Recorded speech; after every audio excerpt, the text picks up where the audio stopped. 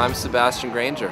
One day we just started placing these tube mics, this like stereo pair, kind of low to the ground and close together, not too spread out, and you know, super compressed, and that was kind of like the guts of a lot of the drums. And when I went to I went to Montreal to do a lot of the drums in the record, and had some engineers there that ran a studio. They run a studio called Mountain City Records in Mountain City Studios in Montreal, and I'm a total amateur. I approach it as an amateur, kind of as an outsider. So when you're telling, you know, proper engineers how you think something should be done, it's always, you have to be very cautious when you're doing that. You know, I'm like, how about we point the overheads, you know, both of them directly at the snare drum, you know, and one over my shoulder and one, you know, facing me, and like little things like that. Actually, the stereo pair that we had in the studio are this cheap like Apex pair of tube mics.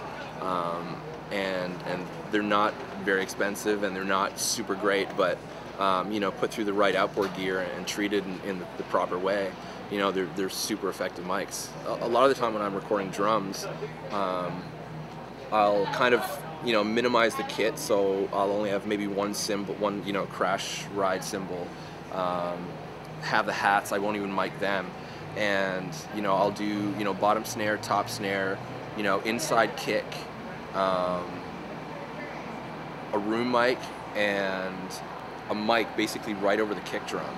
So I'll have like a condenser or a tube mic like sitting kind of like, you know, on a boom stand that is right over the kick, that'll pick up kind of like the vibe of the kit.